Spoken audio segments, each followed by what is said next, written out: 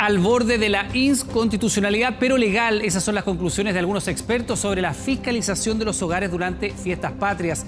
El Código Sanitario permite a la autoridad practicar la inspección y registro de cualquier sitio, edificio, casa local y lugares de trabajo, sean estos públicos o privados. A esta hora se refuerza la fiscalización en carreteras y terminales de buses para evitar que salga gente sin permiso sanitario.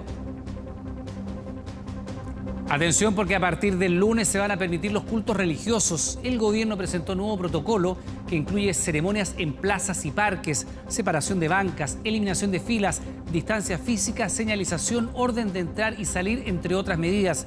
La cantidad de fieles dependerá de las restricciones sanitarias que tenga cada comuna. Líderes religiosos valoraron esta normativa. Mañana jueves se darán a conocer las nuevas ponderaciones para postular a la educación superior año 2021. La mitad de las universidades bajó este ítem de la prueba de transición para darle mayor porcentaje al ranking de notas y al promedio de notas de enseñanza media.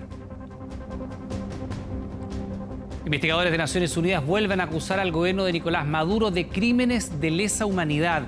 Este nuevo informe revela, a través de 3.000 casos documentados, crímenes, torturas y seguimientos en el contexto de la protesta social. La publicación además asegura que el mandatario y sus cercanos saben las acciones que realizan las fuerzas de seguridad. Vidal sorprende a todos y sale a correr, a trotar por las calles de Barcelona. En Italia lo espera, pero aparecieron nuevos interesados en el volante chileno. Mientras Esteban Paredes, con 40 años de edad, sigue haciendo historia y va por otro récord. Te lo contamos luego en 24 Horas Deportes.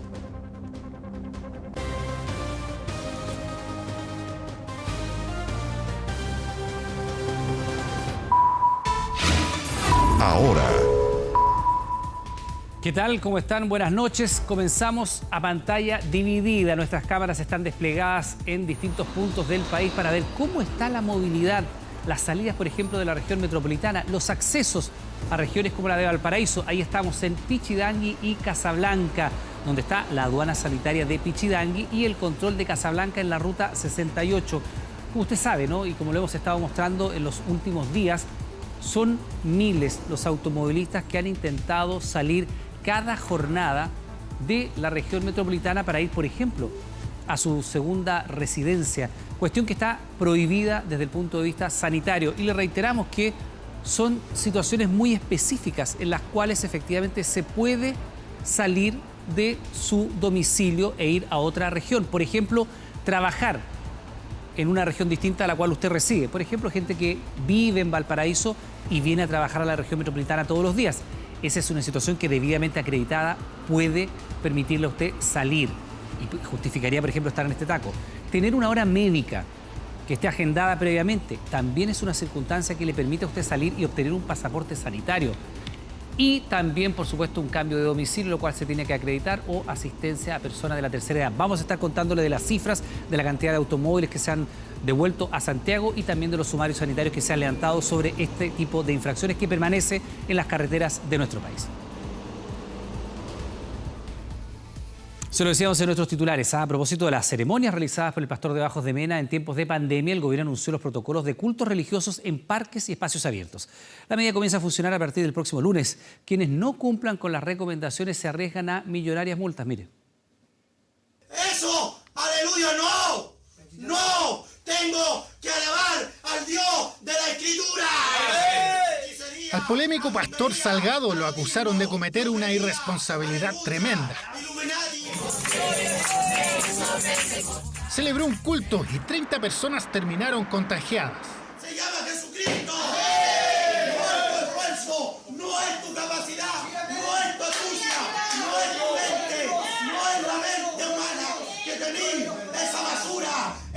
Quedó dentro de la categoría de los que tildan como porfiados. No entendió nada y luego de sobreponerse al cuadro grave de coronavirus, sí, siguió con lo mismo. Conocía que él cambiaba, que él levantaba, que él prosperaba. Dios te va a seguir. ¿Cuánto lo crees? Al que me bendició con la vida eterna. Gloria. A ese tengo que alabar. Nos deja a todos los evangélicos mal parados, porque con una sola situación que ocurra en el medio, lamentamos y es lamentable que al final nos metan a todos dentro de un mismo saco. La semana pasada su templo fue clausurado por la Seremi de Salud. Y ojo con esto, porque en tiempos de COVID las comunidades religiosas se pueden arriesgar a lo mismo si no cumplen con las normas establecidas. Más aún, si a partir del próximo lunes se permitirán los cultos, pero con un protocolo que estrictamente se debe seguir. Con el desarrollo de cultos al aire libre, en lugares que nosotros administramos, en parques urbanos, en plazas y en los lugares que ellos también administren, tiene que ver con el paso a paso. Llevar adelante cultos religiosos, promocionar la espiritualidad como siempre lo hemos hecho, sumamente relevante, pero además esto tiene que ir de la mano con el cuidado, el autocuidado y la responsabilidad de cada uno de nosotros. Se habilitarán parques. La guía de recomendaciones para espacios abiertos y áreas contempla el mantener distancia física de 1,2 a 1,5 metros entre personas. La idea es que las ceremonias se desarrollen con demarcaciones más o menos así. Sabemos que nos debemos cuidar absolutamente entre todos para salir adelante de esta pandemia. Hace que necesitemos de estas normativas que nos permitan volver en seguridad y en paz y en amistad. ¿Qué pasa con los aforos? Dependerá de la comuna. Por ejemplo, las que estén en transición permitirán 10 personas en lugares cerrados y 25 en abiertos. En preparación, 25 y 50. En inicial, 50 y 100. Y en avanzada, 100 y 200. Yo creo que cada pastor va a tener que definir en qué sector puede hacer un culto, lo puede hacer también dentro de una plaza, un lugar abierto, o tal vez dentro de la iglesia, si que reúne las condiciones con algún jardín espacioso. Acción que precisamente no hizo el cuestionado pastor de Bajos de Mena. Al menos las evidencias así lo demuestran, según la autoridad sanitaria. Entero vicioso, era entero bueno para el vino, era entero bueno para las petacas, era entero bueno para la droga, era entero bueno para el alcohol, era entero bueno para la fiesta. El detalle de la guía de recomendaciones para cultos religiosos está en la página del MIMBU. Solos por realizar este tipo de acciones sin distancia y sin ninguna medida de resguardo, los potenciales responsables se pueden arriesgar a multas que llegan a los 50 millones de pesos. Con tan solo una denuncia de un vecino, las autoridades sanitarias y policiales fiscalizarán las casas que podrían estar incumpliendo las medidas impuestas para estas fiestas patrias. Una iniciativa que genera opiniones divididas y también preguntas.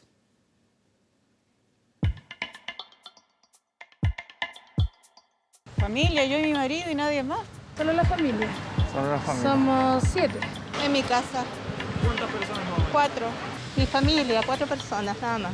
Algunos con más personas, otros con menos. Lo cierto es que los chilenos celebrarán estas fiestas patrias en casa, las mismas que el gobierno aseguró que podría fiscalizar si hay una denuncia. No me parecen, porque primero que todo son ilegales. Pero ¿pueden entrar a fiscalizar a mi casa? Algunos acusan ilegalidad en este acto.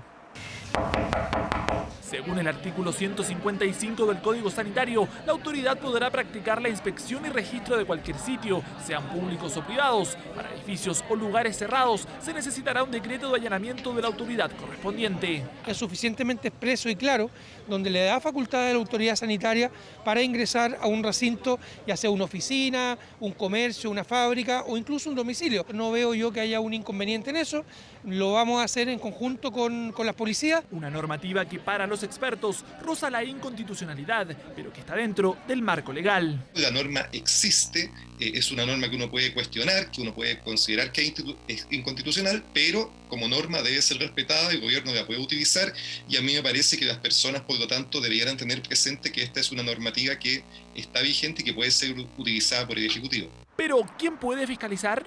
Solamente vamos a ingresar como fiscalizadores de la autoridad sanitaria junto con carabineros en 2 casos. En los casos que sepamos que hay un delito fragante o también a través de denuncias que recibamos de los distintos vecinos. Un punto no menor, ya que para muchos esta fiscalización se puede transformar en algún engaño. Que debería quedar sumamente regulado porque también muchos delincuentes se van a aprovechar. Pediría credenciales, pediría dónde está la orden que permite que hagan eso. Siempre hay algún fresco que quiera pasarse la línea. ¿Y cómo identifico a los fiscalizadores? Todos los fiscalizadores municipales, policiales o de la Seremi de Salud portan una credencial donde está su nombre, donde está su RUT, tienen la obligación de exhibirla, el vecino tiene el derecho a exigirla. El llamado es permitir que la autoridad haga su trabajo y eviten malos ratos en plena celebración. Cuando estamos frente a un delito flagrante, hay una denuncia, hay indicios o sospecha de que está cometiéndose una infracción a la ley sanitaria, o incluso cuando estamos frente a un delito contra la salud pública, las autoridades deben actuar. No es necesario que estén encima de uno para que cumplamos la normativa. Sí, prefiero que fiscalicen. Para serte franca, no lo veo práctico. Porque pese a que celebrar fiestas patrias está en el ADN de los chilenos, no hay que perder de vista un segundo que el virus sigue presente, tal como en los meses anteriores. Las medidas que están dispuestas son todas para proteger la salud de las personas. Por lo tanto, la salud pública y la protección de la vida de las personas es lo que prima en este momento. Medidas sanitarias en la antesala un 18 de septiembre, que será la prueba de fuego para muchas comunas que poco a poco comienzan con el desconfinamiento.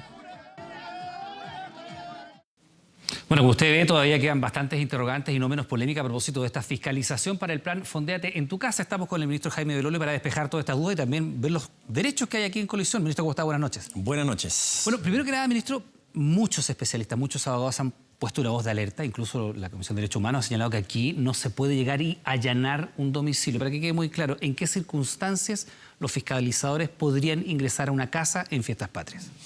A ver, es obvio primero que todo que en estas fiestas patrias necesitamos cuidarnos. La idea de fiscalizar es precisamente el que no aumentemos los contagios. Es muy necesario que no haya un rebrote y particularmente en este 18 de septiembre yo sé que hay millones de personas a las cuales les ha costado muchísimo esta pandemia, han perdido sus trabajos, otros han perdido sus familiares, los trabajadores de la salud han hecho una labor encomiable. Entonces, obviamente tenemos que portarnos bien para este 18 y de ahí la fiscalización. Pero es imposible, por más cantidad de fiscalizadores que tengamos, sin el compromiso de las personas, esto es imposible. ¿Cuándo puede un fiscalizador entrar a una casa? Solamente cuando haya una denuncia, cuando haya alguna flagrancia, es decir, haya algún indicio o algo objetivo que permita suponer que en esa casa, por ejemplo, hay una fiesta o hay una mayor cantidad de personas que la que está permitida, o hay una persona que está con COVID positivo, que está con otras que no lo estaban, etcétera. Entonces, tiene que haber alguna razón suficiente que justifique la entrada. Entonces, ¿puede tocar el timbre una persona en una casa donde está todo en orden, todo en regla, y entrar? No, no puede. Si es que hay algún indicio, una denuncia o alguna flagrancia, puede venir alguien de la Seremia de Salud, pero en este caso lo que va a ocurrir es que va a estar siempre acompañado de alguien de Carabineros. Entonces, párame ahí un minuto, ministro, porque la denuncia puede ser una denuncia incluso maliciosa. Sí. ¿Verdad? Un vecino podría tener una rencilla con otra persona y decir, ¿sabe que están haciendo una fiesta en la casa tanto? E ir los fiscalizadores y pedir ingresar porque ya hay una denuncia, aunque esta no sea verosímil o sea real. ¿Cómo evitar esas circunstancias? Eso tiene que ver también con el criterio de quienes hacen la fiscalización. Entonces, claro, si alguien hace una denuncia maliciosa... Lo que tú dices, es que la flagrancia siempre se puede ingresar a un domicilio si hay un delito flagrante. Carabineros puede hacer. Carabineros siempre puede entrar cuando hay un delito flagrante. En este caso, los fiscalizadores que van a ser Carabineros, va a ser la PDI y también los Seremis de Salud y todos los inspectores de la Seremia de Salud, así como también los inspectores municipales que están en comisión de servicio para la Seremia de Salud, también pueden hacer fiscalizaciones del cumplimiento de las medidas sanitarias. Entonces, claro, ellos siempre, además, eso es súper importante, tienen que estar identificados. Es decir, van con la vestimenta propia del fiscalizador. No puede venir cualquier persona vestida como cualquier cosa sin identificarse previamente. Entonces, si es una denuncia maliciosa, claro, lo que va a tener que hacer el fiscalizador es preguntar, la persona va a tener que salir a decir, oiga, esto no es así, y me imagino que voluntariamente va a estar disponible a que se acabe rápido. Pero cuando no es maliciosa, es decir, cuando es verdad y alguien dice, no, yo no tengo ninguna fiesta, pero tenía varias denuncias al respecto, o hay alguna una justificación, entonces con el auxilio de la fuerza pública podría entrarse. Ministro, para que la gente lo tenga muy claro, siempre tiene que haber un funcionario policial para ingresar a la casa. O sea, no puede llegar solamente un funcionario de salud o un fiscalizador. Tiene que ingresar con un funcionario... Por eso, si yo estoy en mi casa y supongamos que tengo ruido en la casa que estoy celebrando, como está permitido, 5 personas invitadas, y llega un fiscalizador, yo tengo que exigir que haya un carabinero para ingresar a mi casa. Mira, porque es que esas son las cosas a las cuales se van a enfrentado los ciudadanos. Llega el funcionario fiscalizador de la salud y dice, señor, usted tiene que dejarme ingresar. Y le digo, no, sin carabineros no.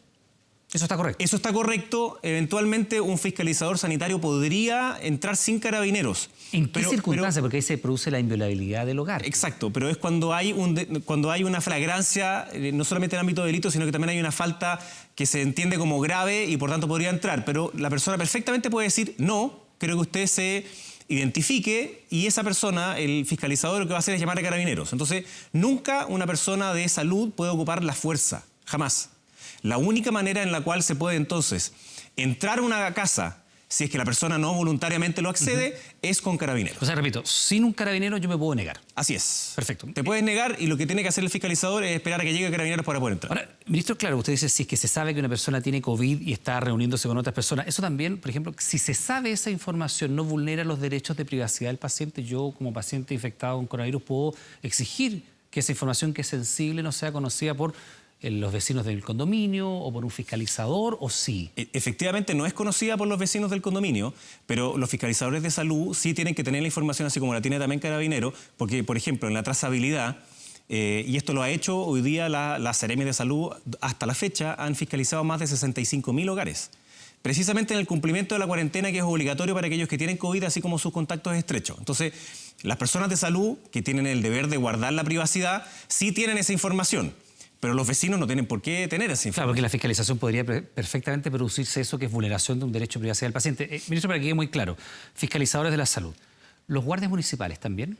¿Seguridad ciudadana? No, los guardias municipales ¿en ninguna circunstancia? No tienen la facultad de fiscalizar este tipo de situaciones. Los únicos que pueden son inspectores municipales que están en comisión de servicio hacia las Seremi de Salud. Ellos también son como si fueran inspectores de la propia Seremi de Salud.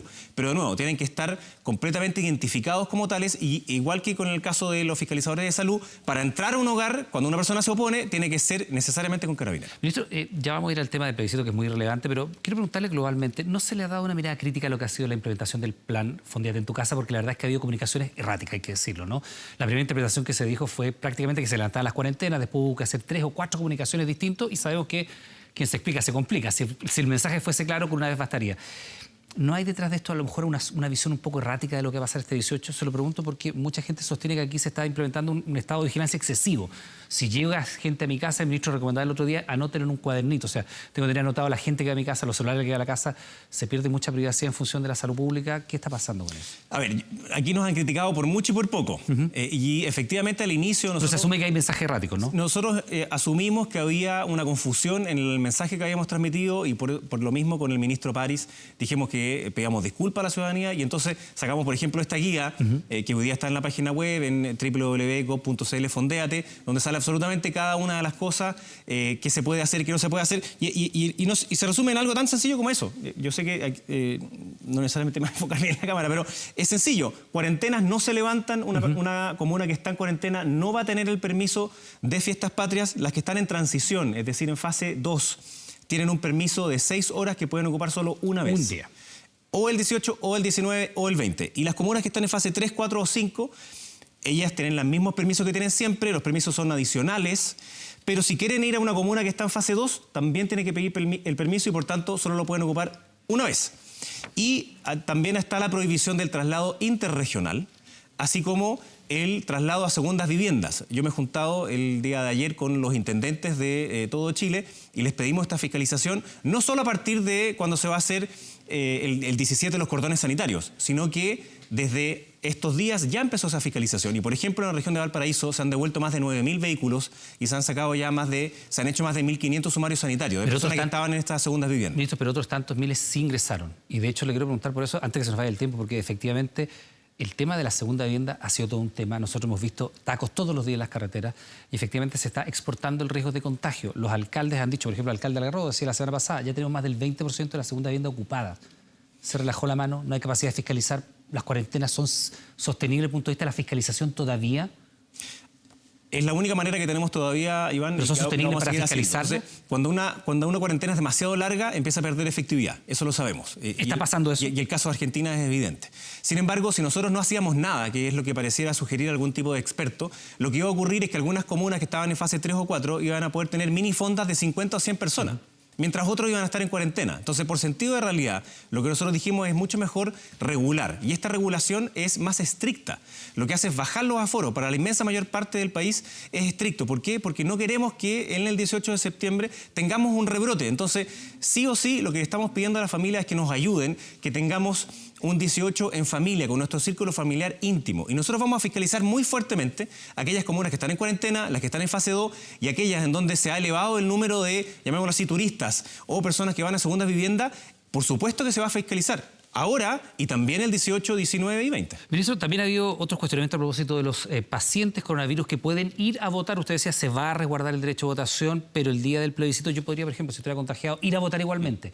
Si voy en el traslado, estoy contagiado, digo, voy a ir a votar, es mi derecho. Yo considero que es un bien superior a el bien sanitario. Voy a votar.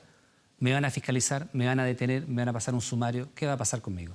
A ver, lo primero es que las personas que tienen COVID positivo y los que eventualmente no podrían votar ese día, no sabemos quiénes son. Sí, claro, porque los que hoy día están con COVID positivo van a poder hacerlo, inclusive después del 18, si hay alguna persona que se contagia también va a poder hacerlo, pero para nosotros es muy importante que las personas que tienen COVID positivo sigan teniendo la cuarentena que es obligatoria, así como sus contactos estrechos. Entonces, lo que dice la ley en esto, no es que uno tenga una interpretación distinta, sino que la ley dice que si llega un ciudadano a ejercer su derecho y está dentro del local de votación, tiene que poder hacerlo. Y luego, si está dentro del local, si está dentro del local en el traslado, podría ser devuelto a su lugar de cuarentena. Si está en el traslado, podría ser detenido y, por tanto, devuelto a su lugar de cuarentena, lugar, o si está en una residencia sanitaria. Completamente. Y además, obviamente, ya si estaba fuera de su casa o de la residencia sanitaria, ya está incumpliendo y, por tanto, un sumario sanitario y también una presentación por el artículo 318 del Código Penal, que es los delitos de la salud pública. Entonces, si una persona con COVID positivo llega a votar, va a poder hacerlo si está dentro del local, pero después, por supuesto que va a ser fiscalizado y puede ser llevado detenido, sumario sanitario y también el artículo 318. ¿Por qué es esto? Porque no es solo dependiente de la salud de uno, sino que es la salud de otras personas. Entonces, no hay que pensarlo solo como una cuestión individual, sino que el ejercicio de mi libertad va a tener un efecto en otros que puede ser eventualmente mortal. De eso se trata la pandemia y por eso tenemos que protegernos y cuidarnos. Ministro Jaime Belolio, muchas gracias por estar con nosotros. Que tenga buenas noches. Muchas gracias a ti, Iván.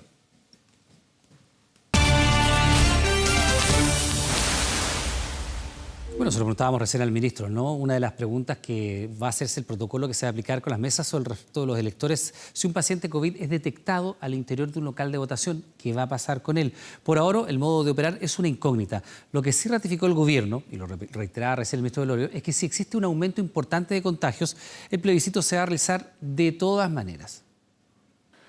Si, ni Dios quiera, hay un aumento muy importante de los casos, espero que no, aunque de repente ya veo que hay gente que quiere que ocurra eso, el plebiscito se mantendrá.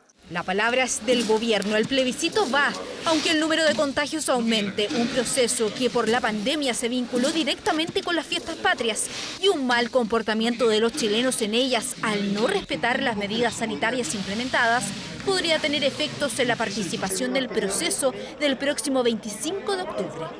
Tengo cierta preocupación cuando veo las noticias donde se muestra irresponsabilidad de las personas. Las personas hoy día debiéramos empezar a cuidarnos para tener un 25 de octubre en el mejor escenario. Pero ¿qué ocurrirá con los que se contagien cerca del día del plebiscito? La premisa es no salir del hogar. Pero ¿qué ocurre si un paciente COVID decide acudir a un local de votación? El lugar donde se confirme el contagio marcará la diferencia. Si se encuentra fuera del establecimiento, podrá ser detenido y aislado inmediatamente. Si es detectado al interior, el paciente podrá votar porque ese es su derecho y este debe asegurarse. Solo tras eso podrá ser arrestado o derivado a un centro asistencial. Por ejemplo, una persona votó, se sanitiza la mesa, eso postergaría la votación, ¿qué va a pasar con las filas? Para ir conociendo en detalle qué va a pasar el día 25 de octubre. Bueno, el CERVEL es quien determina cómo aplicará el protocolo sanitario ese día. La autoridad sanitaria lo que hace es trabajar junto al MerCEL este protocolo sanitario. Así, aún no hay certezas. El actual protocolo sanitario establecido por el CERVEL no contempla la forma de operar si se detecta a un paciente COVID en la fila. ¿El por qué? Porque solo Carabineros cuenta con el listado de contagiados, lo que acarrea otro inconveniente, porque sus efectivos solo pueden controlar la seguridad en las afueras del recinto. Al interior es otra la institución encargada. Va a haber procesos de de fiscalización, no dentro de los locales, por carabineros, porque ahí están las Fuerzas Armadas, pero sí aleatorios. Controles aleatorios que podrían surgir al interior de un establecimiento si es que se le permite al encargado del local adoptar esa decisión. El ejército, contactado por 24 horas, decidió no referirse al hecho. Aprovechemos esa oportunidad, porque la celebración del 18 de 19 va a pasar muy rápidamente. Lo que pueda ocurrir el 25 de octubre va a durar y va a marcar el destino del país en los próximos 30, 40 o 50 años. ¿Cuál será el protocolo si surge una situación de este tipo que se aplicará el próximo 25 de octubre? En las próximas reuniones de las autoridades encargadas del proceso debiesen surgir definiciones. Por ahora aún no hay claridad de cómo se debe actuar al interior de un recinto si un contagiado detectado decide ir a votar. El beige también. Hay aduanas y cordones sanitarios, además de las restricciones para realizar viajes interregionales. Todo para que el 18 se celebre en casa y sin viajar si no es estrictamente necesario. Pero aún así, desde hoy se advirtió un aumento en el flujo vehicular y largas filas en los terminales de buses. Aranza Fernández tiene más detalles.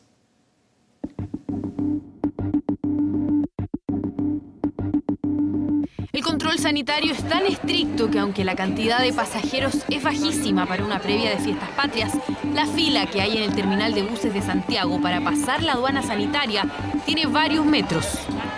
Me adelanté una hora por lo mismo, para no andar a última hora corriendo. Voy a mi casa porque soy de allá de Osorno. Trabajo acá en Santiago. Vengo de Antofagasta, de La Pega. Sí, ahora voy a la casa de San Carlos. Las autoridades ya han sido enfáticas en repetir que este año están prohibidos los viajes por el 18, salvo ciertas excepciones particulares. Aún así, el aumento del flujo de pasajeros es notorio en los terminales en comparación a días anteriores de plena pandemia.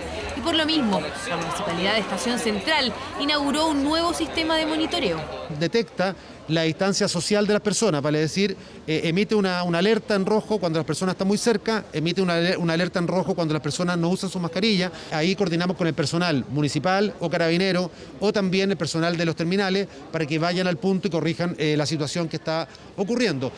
Desde el Ministerio de Transportes aseguran haber reforzado las fiscalizaciones de todo el flujo vehicular. Las personas solo se pueden trasladar por motivos laborales para regresar a su residencia habitual, por mudanza o motivos médicos. Además de aduanas, habrá cordones sanitarios en las carreteras. Todos los automóviles y buses van a ser controlados a la salida de Santiago y en las regiones, tal como señalaba la ministra, la quinta, la octava y también en la región de la Araucanía. Por lo tanto, no hay que exponerse a viajar si es que uno no tiene un motivo de viaje que justifique efectivamente hacer un viaje entre regiones. En Pichidangui, por ejemplo, solo durante este miércoles, 132 vehículos fueron devueltos por no contar con las autorizaciones correspondientes. Nos falta un documento de contrato de la persona que me acompaña porque vamos por asunto de trabajo. Vamos a obtenerlo por la vía de internet y luego vamos a tratar de pasar de nuevo. No tengo ningún papel porque no tengo nada de mi nombre y no me dejan entrar. Hay otros que de frentón lograron esquivar las fiscalizaciones o no se encontraron con ninguna, porque los traslados no están permitidos para paseos. En Pucón había turistas que se reconocieron como tal. De Temuco. ¿De Temuco? ¿Y andan sí. paseando? Paseando, solo aprovechando venir por el día. ¿Por el día? Por el día. ¿Y cómo lo hiciste para eludir los controles? No tuve que eludir nada. ¿No había ningún control? Ningún control. ¿Y qué te parece eso? Me parece muy bien. Tiene que fluir todo. La economía no puede parar. Así de simple. Sí, se ve mucha más gente. Pero la verdad la gente igual se ha cuidado. La ideal sería que saliéramos menos, pero no hay mucho que hacer tampoco. No viajar si no es necesario es lo que se ha repetido hasta el cansancio. Si de todas maneras tiene que hacerlo, debe justificar su traslado. Y si lo hace en bus, tomar todas las precauciones necesarias como mascarilla y alcohol gel, además de exigir la ventilación de los espacios. Recuerde que los recintos sin circulación de aire son focos de contagio. Bueno, las autoridades sanitarias se dejaron caer en las playas de Concón previo a fiestas patrias. Fiscalización sorpresa que dejó a varios turistas de Santiago con sumarios sanitarios. En la misma comuna, locatarios se preparan para recibir una avalancha de pedidos de siocheros. Algunos ya están recibiendo a los primeros visitantes en sus terrazas. Mire. Tenemos que hacer valer Los pillaron en pleno descanso, pies en la arena, siendo la previa de las fiestas patrias. Santiaguinos que no contaban con una fiscalización sorpresa en Concón, con domicilio en la capital, fueron sancionados. Su residencia, Vale, ¿de dónde vienen? gracias. ¿Viven acá en Viña del Mar, Concón? No, gracias. ¿No quieres hacer tu descargo? ¿Buscar los medios? Tú decías incluso que esto no era así como se estaba diciendo en algún minuto en la fiscalización. Díctame tu ruta. 18, ¿ya? 998, ¿ya? Llegaron a la región de Valparaíso antes que se implemente el cordón sanitario. Pensaron, habían zafado de todo control, pero varios salieron trasquilados, como este matrimonio que aseguró ser de la comuna, aunque extrañamente uno de ellos figura con domicilio en Santiago. Nuestra dirección que está registrada ahí es nuestra dirección antigua. La de soltero. De soltero. Es imposible que llevamos separados si llevamos un año casados. Hay que salir con todos los papeles, con todas las cosas para que no... Una boleta de luz, agua, alguna cosa. Sí. Uno de Viña del Mar y la otra tiene dirección en Apoquindo, Santiago.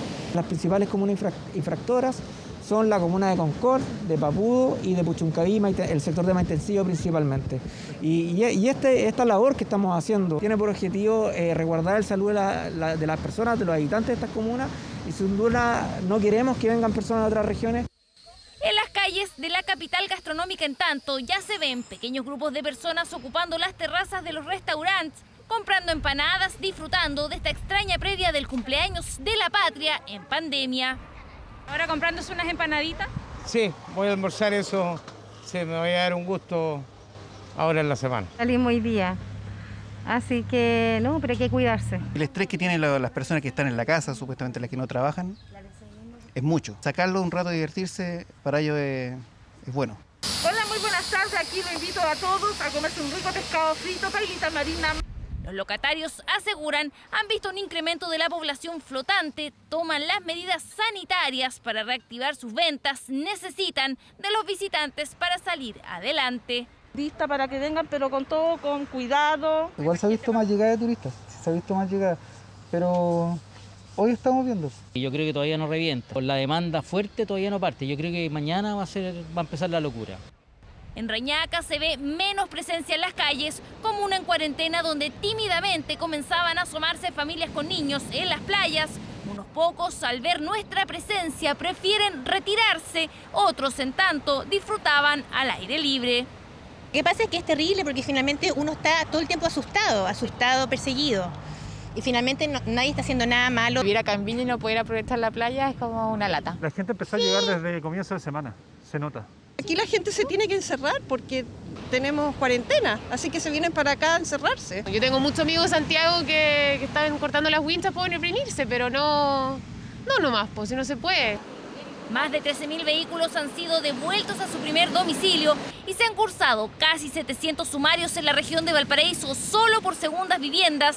A las 18 horas del 17 de septiembre comienza a regir el cordón sanitario que busca impedir que sigan llegando turistas a la zona. Medidas que pretenden disminuir las vulneraciones a los controles en estas fiestas patrias en que las cuecas se zapatean solo en casa. Bueno, mañana a las 17 empieza entonces esta fiscalización es más intensa, pero miren cómo están las carreteras a esta hora. Estamos en Pichidangui y en Casablanca, ruta 68 y ruta 5 Norte, llenas de vehículos tratando de salir a esta hora precisamente desde la región metropolitana. Otro punto, el terminal de buses. ¿Qué ha pasado allí? Se ha aglomerado mucha gente, están todos los papeles en norma. Estamos ya en contacto con Agustín Álvarez, que nos cuenta cómo ha sido la fiscalización de los pasajeros. Fíjese que muchos de ellos ni siquiera habían hecho el trámite de pasaporte sanitario. Agustín, estamos contigo. Buenas noches. Oliver, muy buenas noches. Lo cierto es que son cientos las personas que llegaron hasta el exterior del terminal de buses sur, aquí en la comuna de Estación Central. Todo esto para poder salir entonces de nuestra capital. Ahora, para realizar este viaje debían pasar por una aduana sanitaria, aduana en donde se les solicitaba su carnet de identidad, además de se les tomaba la temperatura, pero también debían contar con dos papeles importantísimos. Hablamos del pasaporte sanitario, en un papel que se saca a través de la página web www.c19.cl. pero también del típico papel que entrega Carabineros de Chile. Estamos hablando del salvoconducto, que es necesario también e importantísimo para realizar cualquier viaje al exterior de nuestra capital. Ahora, además de esta fiscalización al exterior del terminal, también había una fiscalización en cuanto a los buses. De hecho, uno de los conductores de un bus que ya estaba con personas en su interior fue detenido por contar con el permiso de circulación falso y por ende fue llevado por Carabineros hasta la comisaría para realizar los diferentes trámites respectivos. Esto en cuanto entonces a lo que ocurre acá en el terminal de buses sur en la comuna de Estación Central. Las personas, el llamado es a que lleguen con anticipación y por supuesto con sus papeles en las manos para no retrasar al resto de la fila.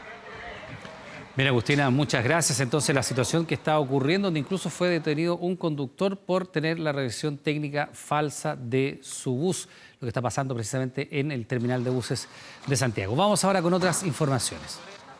Un grupo de investigadores de Naciones Unidas reveló un informe en el que se acusa al gobierno de Nicolás Maduro de crímenes de lesa humanidad en Venezuela. Mientras víctimas y activistas celebraron esta publicación, el gobierno chavista asegura que es un nuevo ataque contra su soberanía.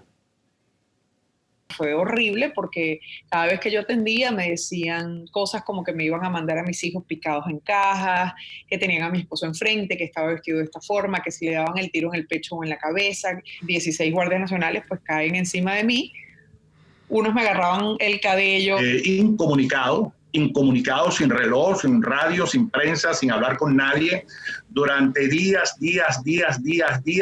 en un cuarto. Las historias de periodistas como Angélica González y Braulio Jatar son solo un par de las miles de denuncias que recibió la Comisión de Derechos Humanos de Naciones Unidas sobre persecución y tortura a la que han sido sometidos los disidentes en Venezuela desde hace varios años. Nuestras conclusiones son claras. De acuerdo a la información recopilada, la misión cree que en Venezuela ocurrieron graves violaciones de los derechos humanos y crímenes internacionales. En el contexto de la protesta social, además se dio represión selectiva en el marco de operativos de seguridad.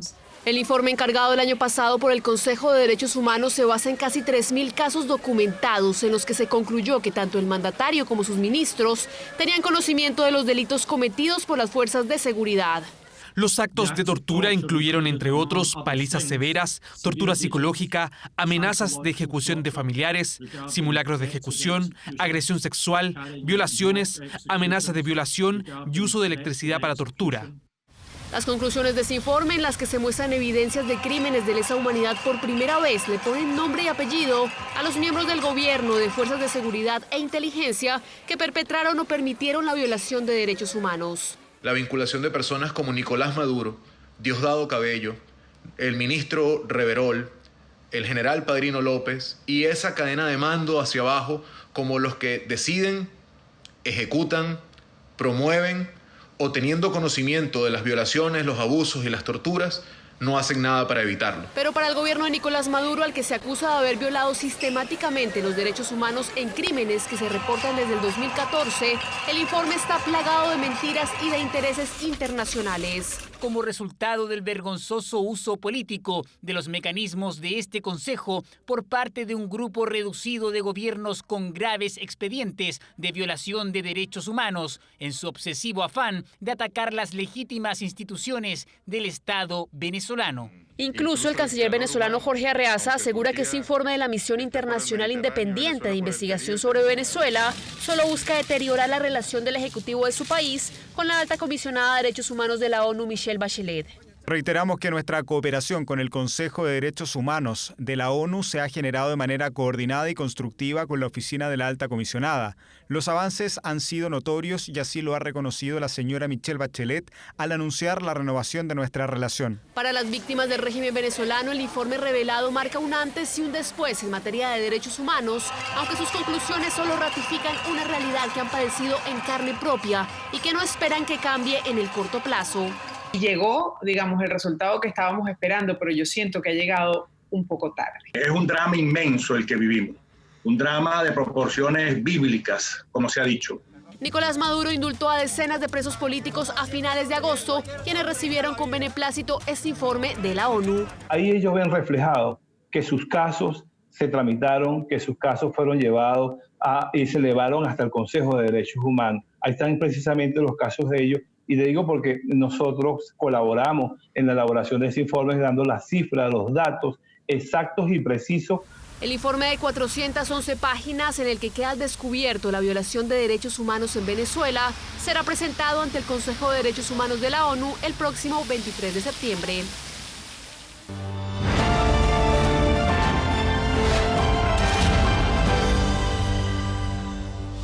Bueno, a esta hora, más o menos hace 5 años, llevábamos 1 hora y media del terremoto de la zona de Illapel, Canela, Coquimbo, un 8,3 grados que la verdad es que remeció a buena parte de la población justo cuando se estaban preparando para celebrar las fiestas patrias. Estamos con Marcelo Lagos como todos los miércoles para hablar en Destino Tierra. Precisamente, Marcelo, primero que nada, buenas noches. Muy buenas noches, Iván. Para saber, bueno, qué lecciones hemos sacado de ese terremoto. Lo conversábamos en una transmisión a través de redes sociales hace algún instante, ¿no? Veníamos de las lecciones duras del 2010 y nos encontramos con este terremoto grande, 8,3 grados. Estuviste en la zona, cuéntanos, por favor. Bueno, de alguna forma se conecta con numerosos terremotos que han ocurrido en la última década y que han afectado ciertamente a nuestro territorio y a nuestras comunidades. 2010, como bien dices tú, un tsunami que el 2011 llega de Japón. El 2014, 1 de abril, un terremoto 8.2 con tsunami también entre Iquique y Pisagua. Y luego, el año siguiente, 2015, nuevamente un terremoto sobre 8 en las costas de Illapel, que de alguna forma sorprendió a una zona que había sido afectada previamente en 1943 también por un terremoto. Sin embargo, particularmente, este terremoto también conllevó un tsunami que inundó las partes bajas y que fue muy impactante, particularmente en la bahía de Coquimbo. Sí, estas son las imágenes que llamaban tanto la atención, ¿no? Las embarcaciones pesqueras subidas unas arriba de otro. La verdad es que es una zona que tiene un gran asentamiento urbano, Coquimbo, La Serena, pero el resto son bastante caletas, muchos lugares con poca densidad poblacional. En el resto, ¿no? Salvando esta gran conurbación Coquimbo-La Serena. Es importante lo que mencionas porque ciertamente el escenario podría haber sido peor. Hay que tener en cuenta que el terremoto propiamente tal no fue en Coquimbo, fue al sur de Tongoy, al sur de Punta Lengua de Vaca, entre Los Vilos más o menos y Punta Lengua de Vaca. Estamos hablando de 200 kilómetros de largo por unos 80 kilómetros de ancho. Sin embargo, claramente donde las alturas del tsunami fueron más grandes, prevalecen asentamientos informales, de baja densidad y poca exposición. Y es por eso que tuvimos cerca de 15 víctimas, siendo que un terremoto de esa magnitud en otra parte del mundo podría haber sido mucho peor. Ahora, estamos viendo precisamente ahí la zona de afectación de este terremoto, ¿no? Claro, es un terremoto que ocurre en las costas de Illapel, es un terremoto de magnitud, bueno, depende, el Servicio Sismológico Nacional, el Centro Sismológico Nacional lo define como un 8.4, el Servicio Geológico de los Estados Unidos como un 8.3, los amigos de Alemania como un 8.2. Independiente de ello, es un evento importante que por su localización perturba el fondo oceánico y esto da origen a un tsunami que rápidamente se propaga al campo cercano y se propaga en todas direcciones. Lo particular es que entre Los Vilos y la bahía de Coquimbo, el tsunami fue claramente identificado, inundó las partes bajas y particularmente al sur de Punta Lengua de Vaca, el tsunami llegó instantáneamente. Y eso es importante porque generalmente nos dicen tienes 10, tienes 15 minutos para evacuar. En este caso, en esos lugares poco poblados, el tsunami llegó muy rápido porque la ruptura ocurrió también muy cerca de la costa. A diferencia, hacia Coquimbo y hacia el sur de Los Vilos, tuvieron algunos minutos para tomar una buena decisión. Y es por eso que generalmente la mayoría de las personas evacuaron. Bueno, Marcelo, tú estuviste en la zona recientemente, ¿sí? Naturalmente, y es importante ver el testimonio que tú pudiste recuperar. Preséntanos, por favor, esa. Por favor, adelante. Este fin de semana recorrimos las costas de Los Vilos, Tongoy, Coquimbo, La Serena, para de alguna forma reflexionar sobre los avances, pero también los desafíos de este gran terremoto y tsunami que ya cumple 5 años. Cuando los habitantes de la región de Coquimbo se preparaban para celebrar las fiestas patrias, el movimiento intenso del suelo nos recordó que vivimos en un país altamente sísmico. Su movimiento telúrico, por favor, rogamos mantener la calma a todas las personas presentes. El terremoto magnitud 8.3 dio origen a un tren de olas. Terremoto magnitud 8,3 grados ha sacudido la zona centro-norte de Chile. Evacúan todo el borde costero. Un tsunami que rápidamente se propagó en todas direcciones, inundando las zonas costeras. El agua venía subiendo por la calle. Cerramos la puerta principal y arrancamos por el estacionamiento. El agua botó los portones. ¿Tiene fuerza? Dios me va a matar. Somos chilenos. A 5 años de este gran terremoto y tsunami, ¿cuáles son las lecciones aprendidas? ¿Cuánto se ha avanzado en reconstrucción y reparación? ¿Cuáles son los desafíos del futuro?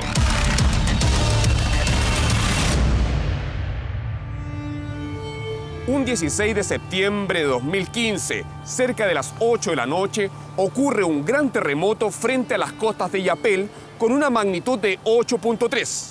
El terremoto tuvo una longitud de ruptura de cerca de 200 kilómetros, desde aquí, desde Los Vilos hasta el norte en las cercanías de Tongoy.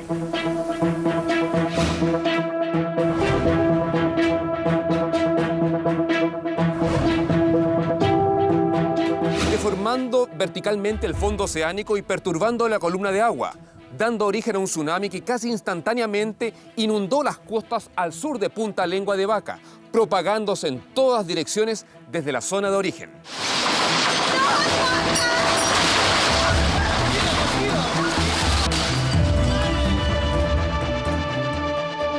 Parecía como palos de maqueta, se movía, era como una estructura súper blanda. Bajé, ya estaba todo en el suelo, pasé por aquí. No sé cómo bajé, cómo pasé por arriba de las piedras. Es el terremoto más importante de las últimas décadas en la región, que visibilizó los altos niveles de exposición y vulnerabilidad de la zona costera. Aquí en Coquimbo, gran parte del impacto producido por la inundación del tsunami ocurrió en Barrio Baquedano. En este mismo lugar, yo medí ese 16 de septiembre del 2015 alturas de tsunami equivalentes a 6 metros referidas al nivel del mar. Hoy día se construyen nuevas viviendas. Las aguas alcanzaron las zonas interiores por aquí. Toda esta zona baja, conocida como Barrio Baquedano, fue ampliamente inundada para el tsunami del 2015, siendo el límite máximo de inundación este muro localizado aquí. Y la gente decía, salgan, salgan. ¿Por qué? Por el miedo, de que iba a salir el mar, y nosotros llorábamos, gritábamos adentro. Minutos nos vino el temblor y al tiro vino la mar, pues. Minutos nomás. ¿Y hasta dónde llegó el mar acá en su casa? Al fondo. Así era antes el centro Teletón de Coquimbo. Todo eso ahora son escombros. Donde hacen sus terapias en la piscina. Está todo con barro, con agua. En 5 años sí han habido algunos aprendizajes aquí en Coquimbo. En las partes bajas se localizaba Teletón, que fue ampliamente inundado en esa oportunidad. Hoy día es un lugar abandonado. Infraestructura crítica que por décadas ha sido instalada y localizada en zonas inundables, poniendo en riesgo a la población ante eventuales terremotos acompañados de tsunamis.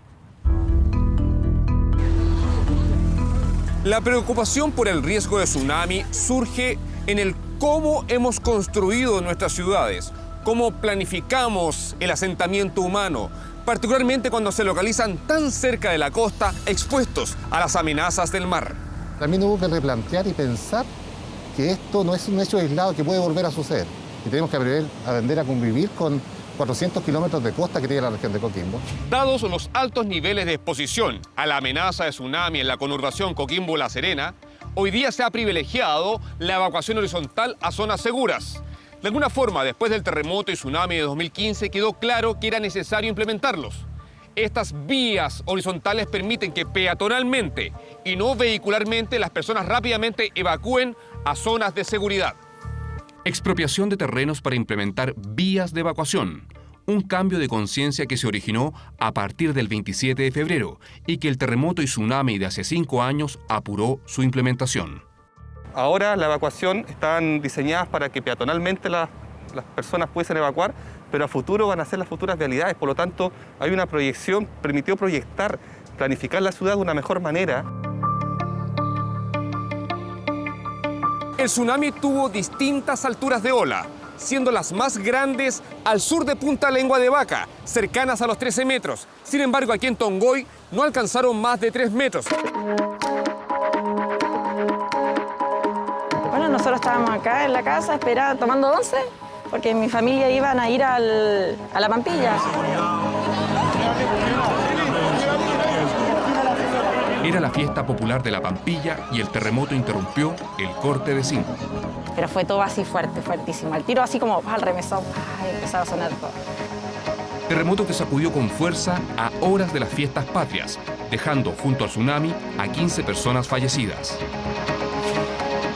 Construcciones que han comenzado posterior al tsunami de 2015 y que ponen un nuevo desafío a la normativa y a la forma de evacuación. Todo lo que diseñemos ya está pensado con el aprendizaje que tuvimos en el 2015, por lo tanto construir en altura, de manera que si viene una ola nuevamente no afecte a la vida humana, sino probablemente al paño comercial, pero podamos las personas estar con cierto grado de seguridad. Internas. Está temblando. Hace pocos días atrás, un fuerte sismo nos recordó la amenaza sísmica. Mami, venga. Viene otro temblor, está muy fuerte. La principal lección que podemos sacar a 5 años de este gran evento es no olvidar. La ocurrencia de terremotos acompañados con tsunamis es permanente. Por lo tanto, a fortalecer la cultura sísmica, a no olvidar y a planificar nuestras ciudades de modo que puedan convivir con este tipo de procesos de la naturaleza. Bueno, veíamos recién, Marcelo, sí y no, si uno te pregunta sobre las lecciones aprendidas, sí, porque efectivamente se refuerzan las vías de evacuación en eventos de tsunami, se privilegia además la evacuación peatonal y no vehicular, pero también te diría no porque se está construyendo en las mismas zonas que fueron inundadas. Por ejemplo, en el caso del Centro Teletón, me tocó estar allí en ese terremoto, estaba en otro canal, pero me lo recuerdo perfectamente, se inundó completamente. Y enfrente incluso hay unas torres de edificios de departamentos muy grandes que también resultaron bien afectadas, pero tú nos mostrabas, se sigue construyendo. Sí, tal como tú bien dices, siempre hay lecciones aprendidas, pero también hay desafíos importantes. Evidentemente el tsunami evidenció la orfandad que había del tema tsunami. La orfandad al pensar que puedo instalar infraestructura crítica como Teletón en zona inundable, y eso evidentemente nos tiene que hacer reflexionar para el futuro de todo lo crítico que está instalado en zonas de peligro, en este caso tsunami, pero podrían ser otros procesos de la naturaleza.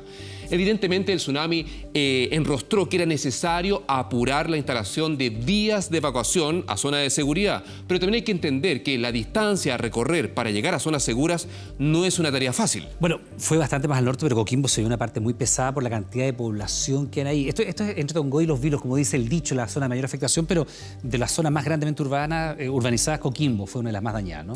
Totalmente. Estamos viendo aquí la zona de inundación. Claro, el terremoto ocurre desde Los Vilos hasta aproximadamente las cercanías de Tongoy, y la perturbación del fondo oceánico da origen a un tsunami que se propaga en todas direcciones, llega a la bahía de Coquimbo y ciertamente se concentra, y los mayores efectos se los lleva, en este caso, la bahía, el sector más de Playa Changa, el sector de Barrio Baquedano, el sector de Coquimbo, siendo menor la inundación en el caso del sector de La Serena, pero eso no quiere decir que La Serena sea inmune a la amenaza de tsunami. Fue particularmente como ocurrió este terremoto. Independiente de ello, la distancia que existe desde la línea costera hacia la zona de seguridad, que en Chile está cercana a la altitud de 30 metros, evidentemente en este caso es una distancia no menor.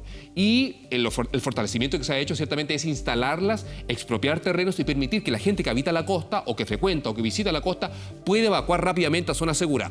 Eso no existía previamente con detalle y precisión ese 2015. Sin embargo, bien sabemos que eso, si bien es necesario y es urgente cuando tenemos altos niveles de exposición, evidentemente no ataca el problema de fondo. Y como tú bien decías, hemos aprendido sí, pero seguimos construyendo. Porque en la práctica, la evacuación, la señalización, si bien es necesaria, también es cosmética. Hay que ir al tema de fondo, y el tema de fondo es cómo planificamos la ciudad. Cuando se construyó Avenida del Mar, cuando se densificó, se instalaron edificios, casinos, etc., el tema tsunami no se estaba mirando de frente. Hoy día tenemos información.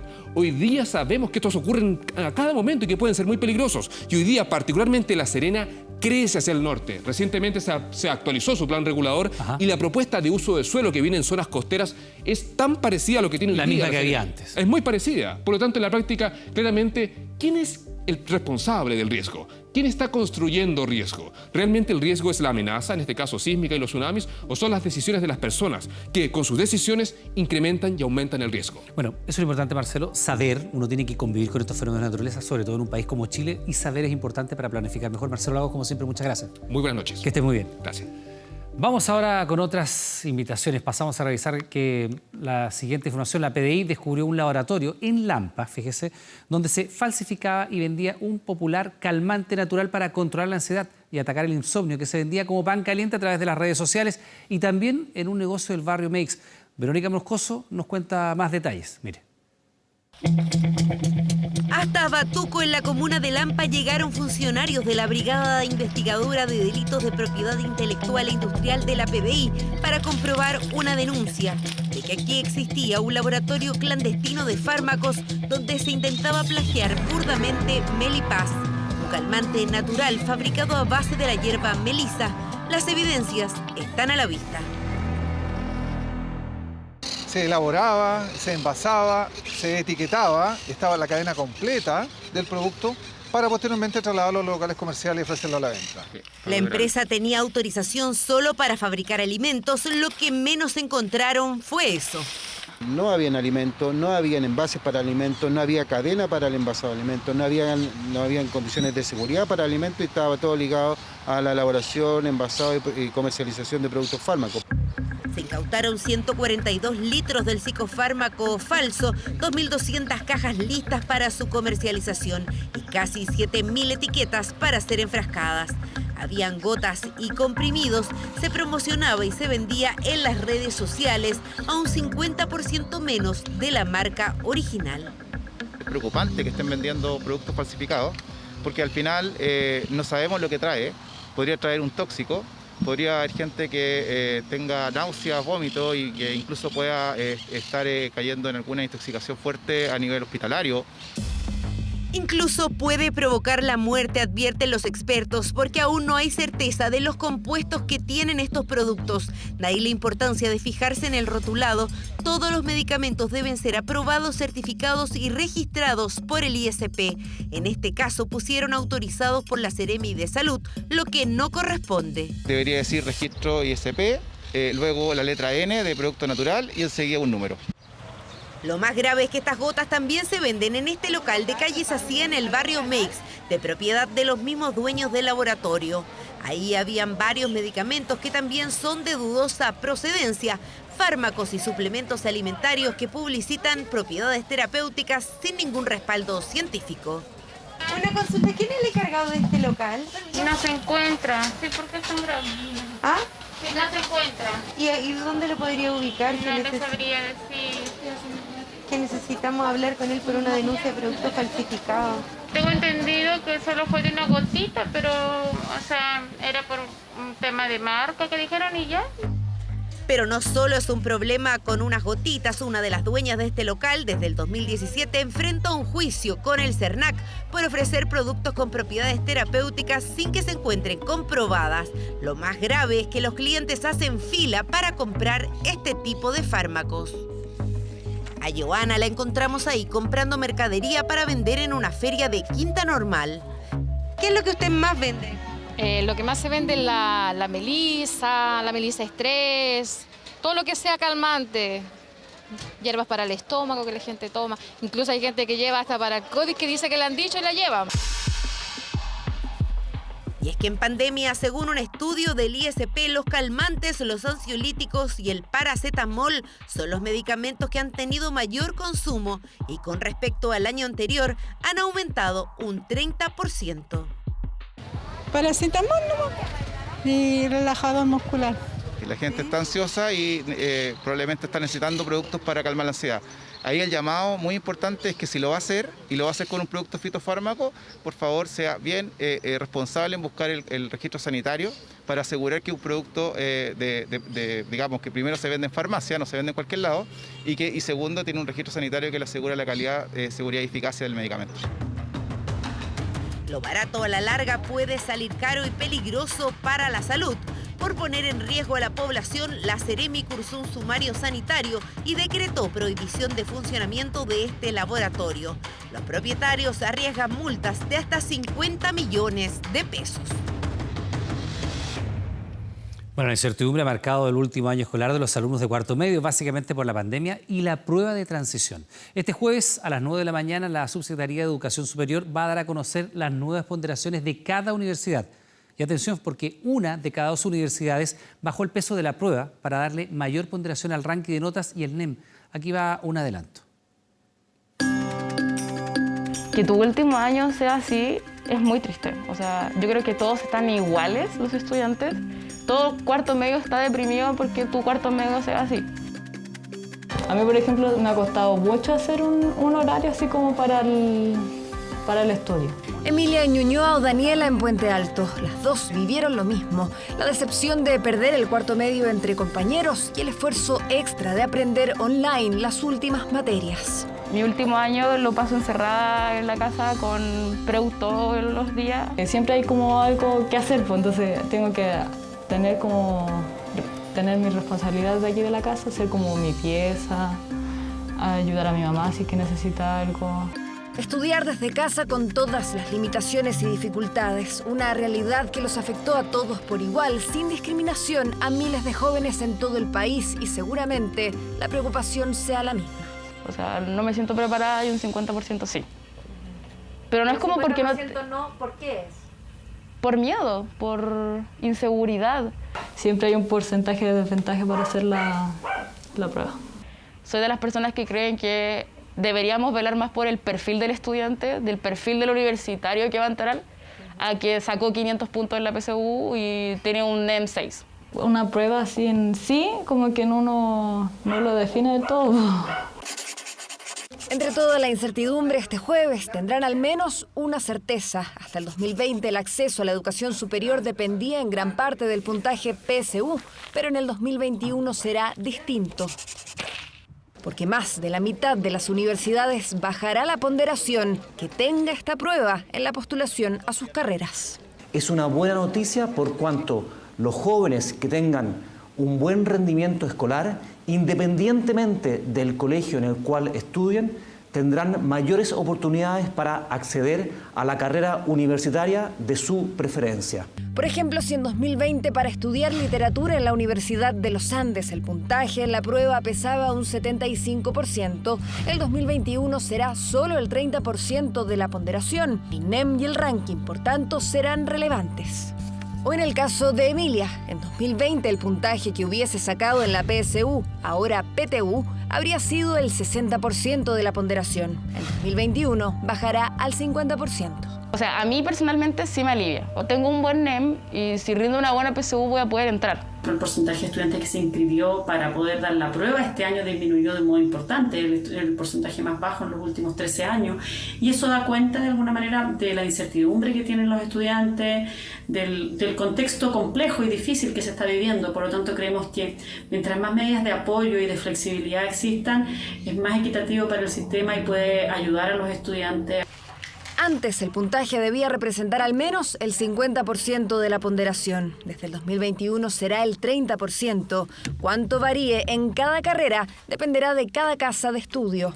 Toda la oferta estará disponible a partir de mañana en el sitio portal.acceso.mineduc.cl. A mí me vale más que mis notas valgan, porque es ahí donde yo mostré mi aprendizaje, mi desarrollo y todo eso. Pues entonces, después como que poner todo junto, no. Aún a veces no funciona así como bien con tanta presión encima. Habrá universidades emblemáticas que, eso sí, no se sumarán a este cambio. Pensamos que a futuro serán más las carreras que rebajarán la ponderación que se le da actualmente al puntaje de la prueba de transición. ¿Cuántas vacantes son, sedes y requisitos para ingresar a las universidades? Toda la información estará disponible en el sitio web del Mineduc a contar de las 9 de la mañana. Como pasa el tiempo, fíjese que esta semana se cumplen 5 años de la muerte de Eduardo Bombalet. Un adiós duro e inesperado, naturalmente, que golpeó a su familia, a su círculo más cercano, pero también a los miles de seguidores que tiene. A media década de su fallecimiento, amigos y familiares recuerdan el lado íntimo y desconocido del gurú, el comentarista polémico que tuvo éxito, pero también debió pelear contra varias enfermedades. Marco Cabrera y Claudia Arévalo tienen más detalles. Es tonto, Bobo. Es tonto. Pero yo le voy a pedir a Dios, Jarita, que no te mandes ni una cagada. Nosotros nunca ganamos nada. Estamos llenos de ídolos. Yo conocí en Colombia, yo conocí en Perú, yo conocí en Uruguay. Pasa que soy un nieto. Media década sin el gurú, 5 años sin Eduardo Guillermo Bombalet Godoy. Como la canción que abre esta nota, el Bomba fue un tejedor de ilusiones. Solo así se entiende el fervor que genera incluso tras su muerte. Polémico, revolucionario, la huella del ex seleccionado mezcla esas luces que lo hicieron tan controvertido como magnético, pero también las sombras que extinguieron su existencia. Perdón siempre se le he pedido a Dios. Ahora le pido a todo el pueblo chileno. Perdón. Perdón. El genio se fue a negro. Fue encontrado sin vida en el hotel donde residía hace ya 6 meses, en la comuna de Providencia. Por la radio. Fue difícil, muy muy complicado. Sí, no sé, serán las 9 de la mañana más o menos y quedé en shock. Una bomba atómica, o sea, uno no entendía nada, estaba como totalmente bloqueada. El mazazo fue tan fuerte como abrumador. En plenas fiestas patrias del año 2015, Eduardo Bombalet se quitaba la vida en la habitación de un hotel de Providencia, que había sido su casa por varios meses. Allí, a pocos pisos de la radio donde trabajaba, el bomba pasó sus últimos días. Solitario y silencioso, varios problemas familiares y económicos ahondaron en su depresión. Él preparó su partida. Él la preparó tomándose un descanso semanas antes, ¿cierto? Dejándome a cargo aquí el micrófono. A mí me dice un día, chico, ya estáis preparados, estáis listos. ¿Por qué no me llamó? ¿Por qué no me dijo me siento mal? ¿Por qué acompáñame? Pero no es así la cosa. Eres muy fuerte, pero eres muy sensible al mismo tiempo. Bueno, sensible, todos somos sensibles. Todas las personas que hemos trabajado en el ambiente artístico de la farándula somos sensibles. Sensibilidad que conocía Cristian Peñailillo, amigo, colega y escudero por casi 30 años del gurú. Estuvo junto a él 48 horas antes de su muerte. También estuvo en el que fue el último programa de Bombalet. No se quería levantar, que me decía muchas veces en su habitación, veía como una silueta que era de su padre, o que le hablaba a Dios.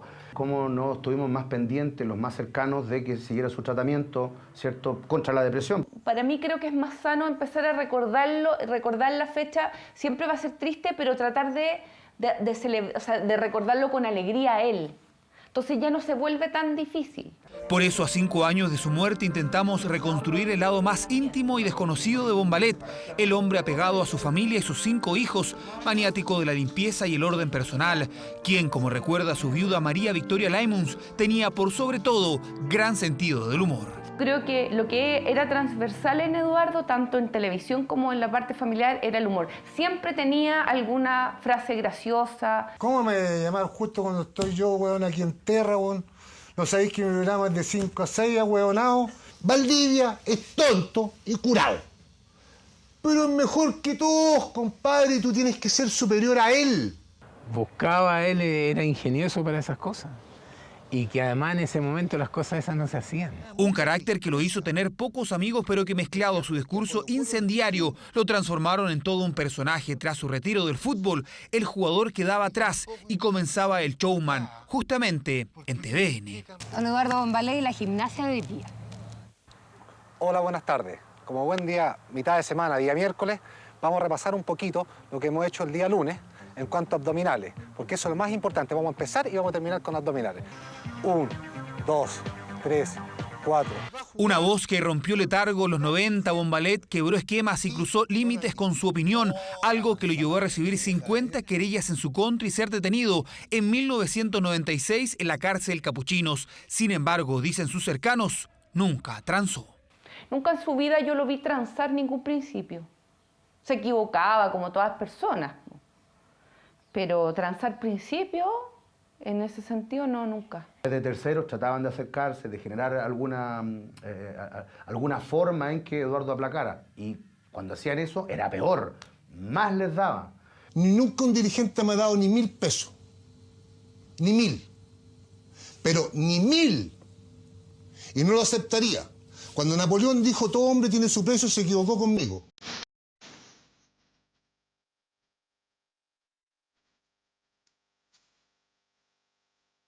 A media década de su muerte, su legado sigue más fuerte. Por algo los bomba adictos vuelven a recordarlo como cada año. Para ellos, cada mensaje del gurú es ley, muchas veces el antídoto para los momentos más complicados. Yo me motivaba, a mí me servía como motivación. Al momento de ir al trabajo, yo me motivaba escuchando sus comentarios. Hasta el día de hoy yo veo videos de él en YouTube o los que tengo en mi teléfono grabados y me sirve todavía para salir adelante. Bueno, yo creo que Eduardo nunca se fue, siempre ha estado con nosotros.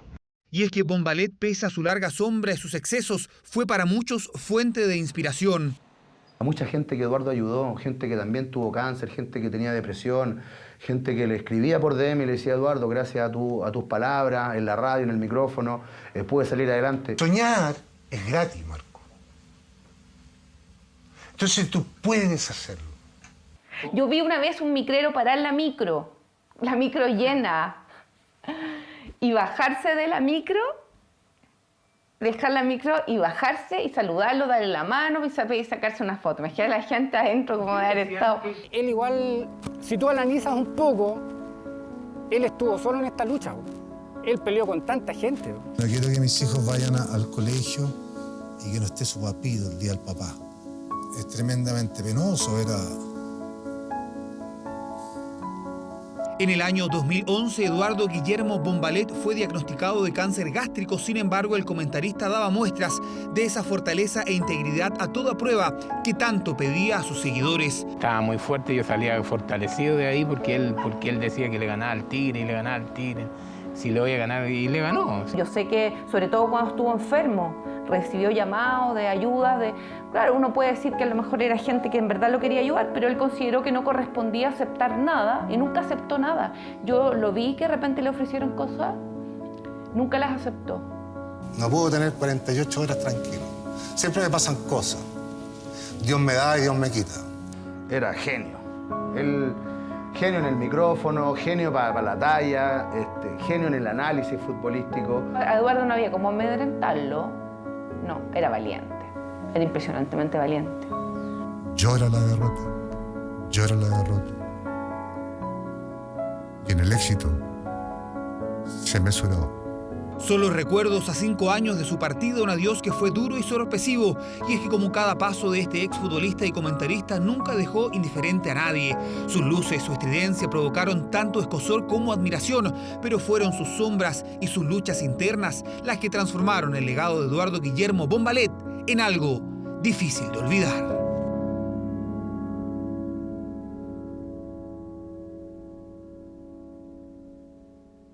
Nuestros cariños, por supuesto, para su familia y todos los seguidores que dejó Eduardo Bombalet. Le recordamos que a partir de las 22 horas, Televisión Nacional de Chile está autorizada para transmitir programas para mayores de 18 años. Vamos a los deportes con Gustavo Huerta.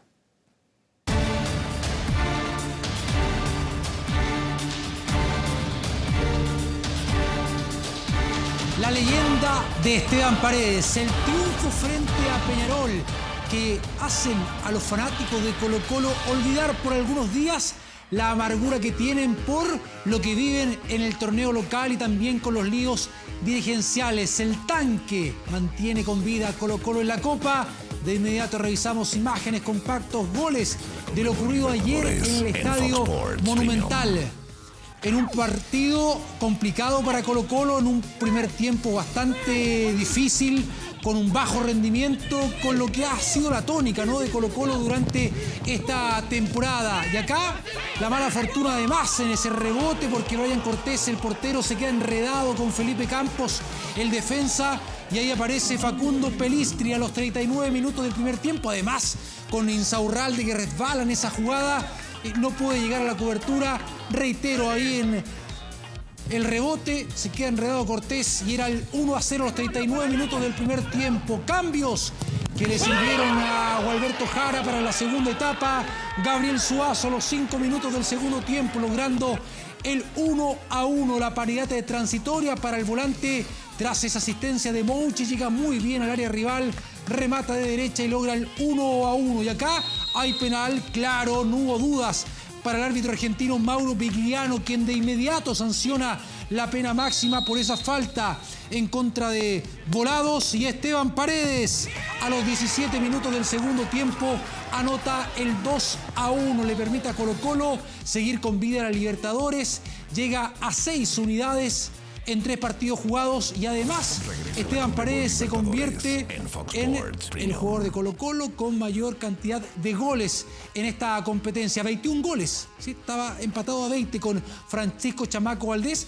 Hay que sumarle 2 a Esteban Paredes por la Universidad de Concepción. Y hay otro récord que lo tiene ahí. En vista, el capitán y referente Albo. Más detalles en la siguiente nota.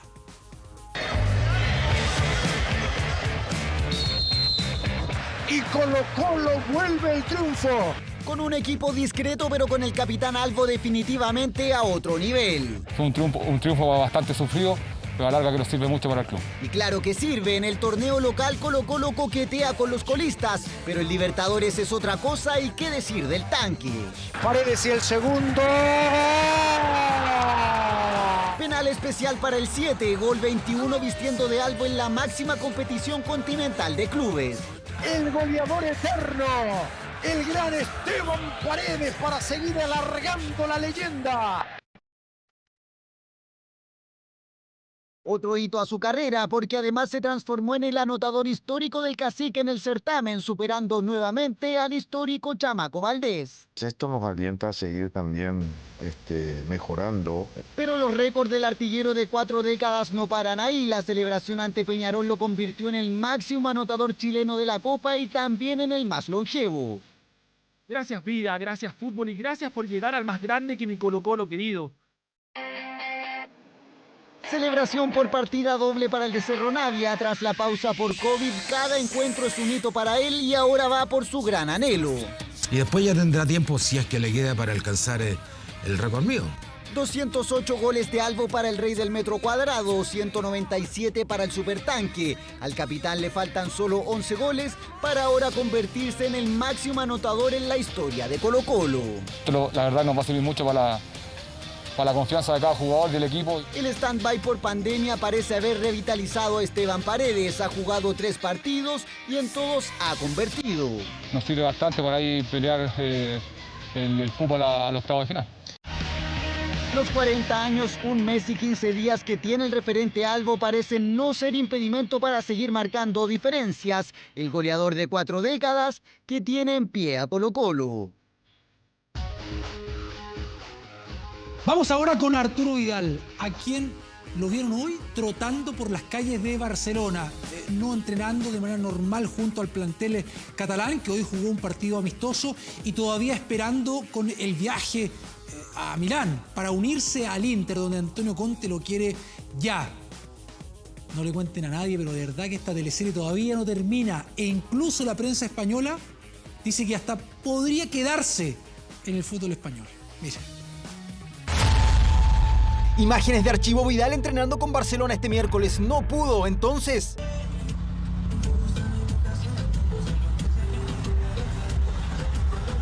...8:53 de la mañana y el Rey a pleno sol por las calles catalanas corriendo. Vidal no pierde el tiempo ni la forma física a la espera de que se termine su extensa teleserie. En Italia lo esperan, quieren finalizar una operación que ha tardado más de lo esperado. La situación es bastante preocupante al punto de que las salidas se mueven poco.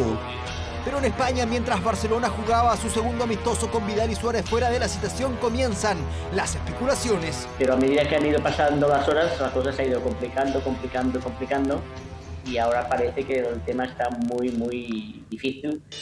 En Inter deben desprenderse de jugadores para contratar a Vidal. Por ejemplo, el uruguayo Diego Godín iría a Cagliari. Soy Diego y ahora van a ver. Pero en Cataluña ya no ven lejano que el Rey se quiera quedar en el cuadro culé. Tampoco se descarta que se quede en el Fútbol Barcelona. Eso sí, si se le dice que tiene ciertas opciones de jugar. Quedarse para no jugar no lo va a hacer. Un panorama difuso para el Rey que seguramente toda la semana se quedará en Barcelona. Si realmente desea cumplir su año de contrato, tendrá un complicado escenario. Quiero aprovechar, la verdad, públicamente para dar las gracias a Arturo por todos estos 2 años que nos ha dado. Este martes lo despedían, cerrándole las puertas a Vidal, pero el panorama cada día se va colocando más difícil. Lo tiene muy difícil, evidentemente, pero también sabía eso, que si va al Inter también tendrá mucha competencia. Jornadas extensas, negociaciones que se han dilatado y que todavía no terminan por mientras el Rey sigue estando en forma.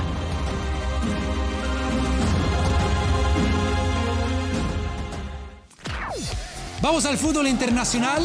Esto es por la Copa de la Liga en el fútbol inglés, con la eliminación del Leeds United del equipo de Marcelo Bielsa frente al Hull City, equipo de la tercera división. Empate a 1 y pierde la definición por penales. Aquí vemos la apertura del marcador para el cuadro visitante a los 5 del primer tiempo con Malik Hilt, y luego Alioski, el macedonio, anotaba en el tercer minuto de tiempo agregado. Terminaba el partido y lograba el 1-1. Fueron entonces a lanzamientos penales, donde vence el cuadro visitante por 9-8. Sí. 17 penales.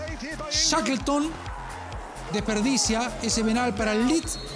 Era el penal número 16, quedaron igualados a 8.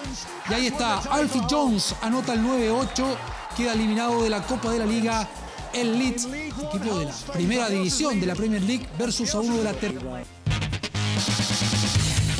Quería agradecer por lo que has hecho en el golf en Chile. Ahí está, fuente de inspiración, ¿cómo no? Las actuaciones exitosas del chileno Joaquín Niemann, el mejor golfista chileno de la historia, muy joven. El presente que está teniendo, lo tienen ahí, ¿no? A los menores de edad, como ocurrió con el Chino Ríos en su momento. ¿Cuántos quisieron jugar tenis? ¿Cuántas raquetas se vendieron? ¿Pasa eso ahora en el golf? Lo ves con detalle en la siguiente nota.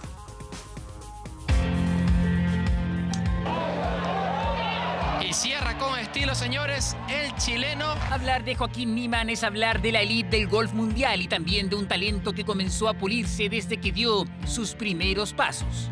La verdad, Joaco tenía 2 años, estaba empezando a caminar y en la Navidad le regalamos unos palos de plástico que encontramos en el supermercado. Apenas sabía caminar y empezaba a pegarle con sus palos de plástico. Y eso es lo que también han comenzado a hacer decenas de niños en nuestro país. Gracias a Joaco, todos los niños se empezaron a motivar en el golf, como yo.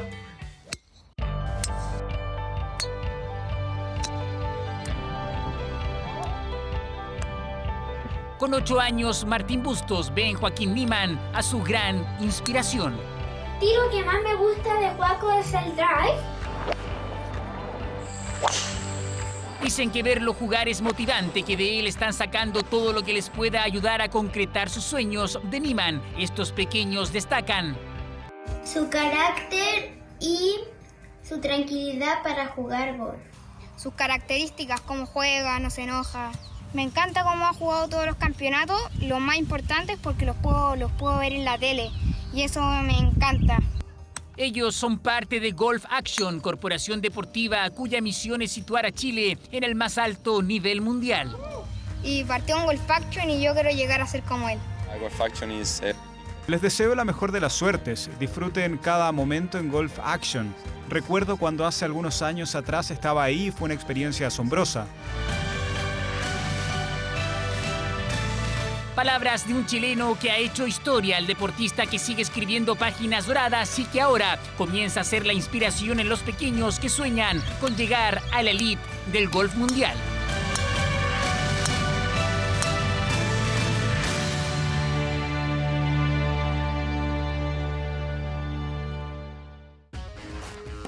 Del golf nos vamos al tenis con Novak Djokovic y Rafa Nadal. Gran jornada para ambos en el Master 1000 de Roma, con Nole, que debutó con un triunfo tras su polémica descalificación. ¿Te acuerdas? La semana pasada en el US Open, el serbio ganó 6-3 y 6-2 a Salvatore Caruso, mientras Rafa Nadal, tras casi 7 meses sin competir, volvió al circuito. Victoria aplastante sobre Pablo Carreño con un doble, 6-1. Y sabemos que a muchos deportistas de nuestro país les cuesta, ¿no? Surgir, el desarrollo también de su carrera en distintas disciplinas. Y en este caso hace un llamado desesperado. ¿Quién? El piloto chileno Nicolás Pino, que corre la Fórmula 4 en Inglaterra. Le pidió ayuda por Twitter a Leonardo Farcas. Su sueño y carrera necesitan un financiamiento urgente. Ya me acostumbré a sentir la velocidad y los cambios del auto y todas esas cosas. Se me hace bien fácil controlar. Es el niño que sueña con la Fórmula 1. Con solo 15 años, Nicolás Pino es el talento más prometedor del mundo tuerca chileno. El único hasta ahora en seguir la huella del mismísimo Michael Schumacher. Siento orgullo, es producto de un trabajo largo. Al principio da un poquito susto en las categorías más chicas, pero hoy día el nivel que tiene, con el entrenamiento que tiene, la preparación que tiene, de orgullo por lo que ha logrado hacer y llegar a esa velocidad y sentirse seguro haciéndolo. Hoy día no me da miedo. Claro que ni su velocidad o ganas pudieron escapar de la pandemia.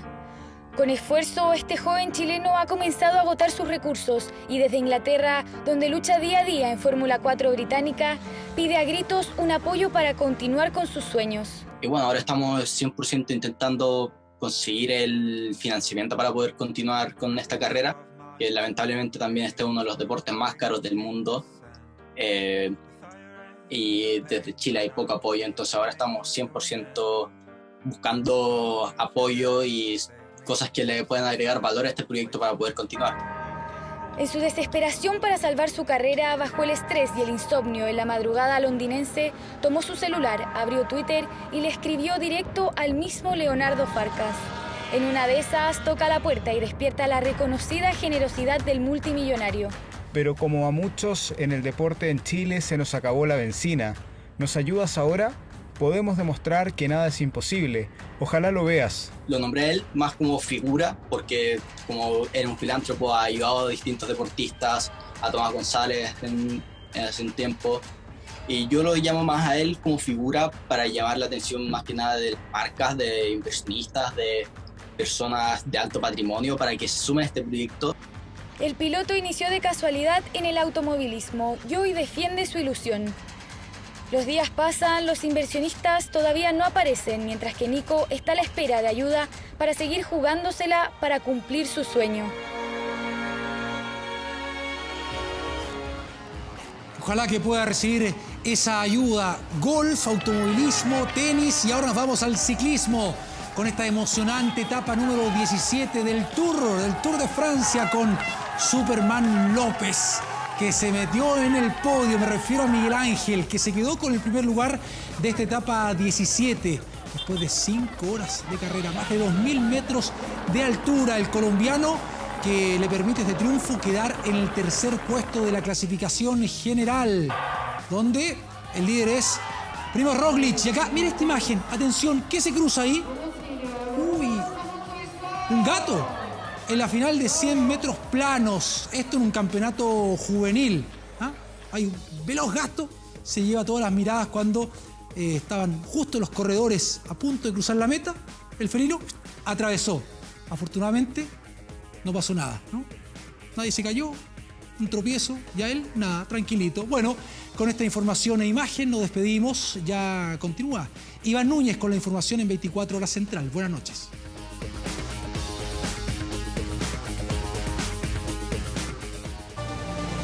De regreso a la noticia le contamos qué ocurrió con uno de los primeros contagiados en territorio chileno por el COVID. Estamos hablando de Edwin Jensen, que estaba solo, lejos de su tierra y sin manejar el idioma. Pero este turista holandés logró recuperarse y volver con su familia. Hoy se encargó de reconocer, junto al embajador de su país, el esfuerzo del equipo médico que lidera el doctor Ugarte. Mire. El crucero Silver Explorer surcaba los mares australes de Chile a principios de marzo.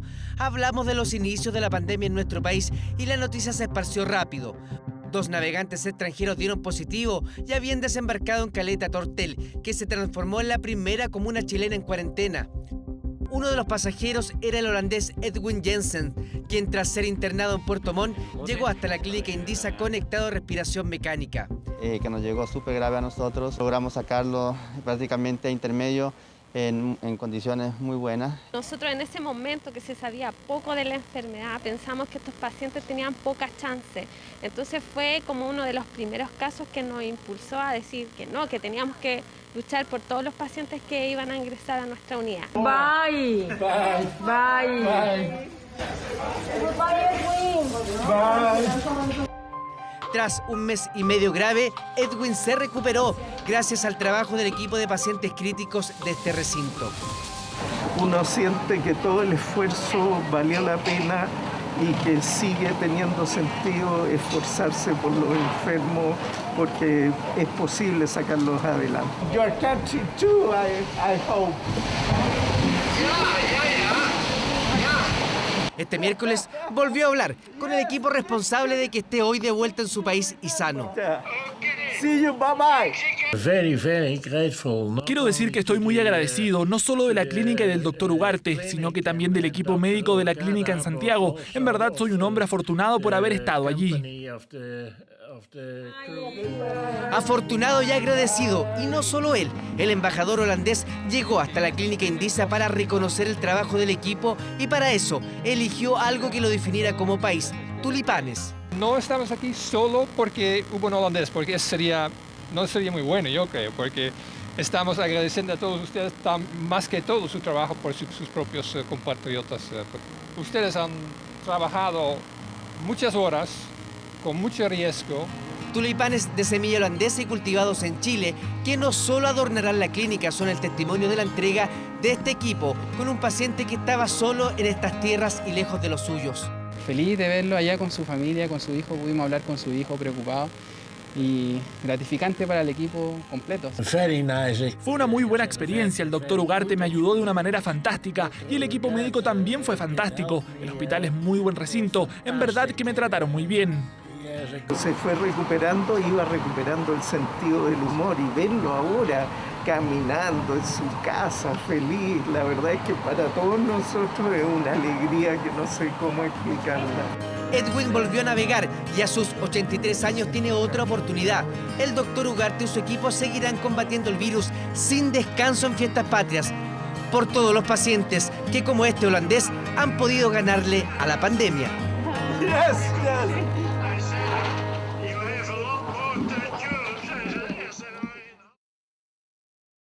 Lo siguiente, fíjese que estuvo 37 años en la cárcel por un crimen que no cometió.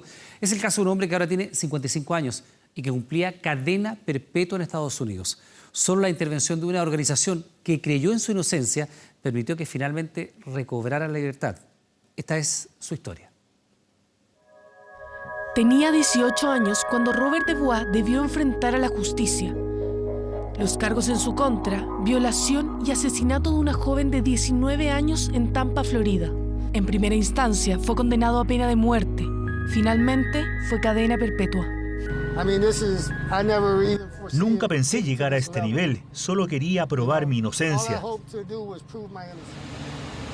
37 años después, Dubois obtuvo su libertad.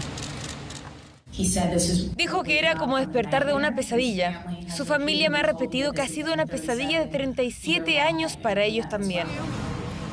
La misma abogada de Dubois mencionó que se juntaron todos los ingredientes para una condena errónea. El caso se basó en 2 pruebas, una marca de mordida y el testimonio de un informante de la cárcel. Ambas pruebas quedaron desacreditadas y la justicia lo exoneró de todos los cargos. Solo le quiero decir que la corte le falló por 37 años, le falló hasta hoy. Creo que sería razonable que usted sienta mucho resentimiento y enojo sobre esos 37 años. Tras un intento fallido en 2006, el caso de Robert Dubois fue revisado, ahora a instancia del Proyecto Inocentes, una organización en Estados Unidos que ayuda a liberar a aquellos que fueron condenados por error. Las pruebas de ADN nuevamente fueron revisadas, demostrando que era inocente. Según datos de la organización, gracias a la revisión de ese tipo de evidencias, cerca de 400 personas han sido exculpadas tras haber pasado en promedio 14 años en la cárcel por crímenes que no cometieron. 21 de ellas enfrentaban la pena de muerte. Por 37 años tuvimos a un hombre inocente tras las rejas por un crimen que no cometió. La familia de la víctima merece saber la verdad y estas nuevas pruebas ayudan a revelar esa verdad. No tengo amargura, no tengo espacio en mi vida para la amargura. Si mantienes una actitud negativa y odio en tu corazón, eso te quita la felicidad de otras cosas en la vida. Robert Dubois salió de la cárcel para enfrentarse a un mundo completamente distinto al que conocía cuando fue encarcelado en 1985. Cómo usar una computadora o ir de compras son cosas, dijo, que tendrá que aprender ahora en libertad.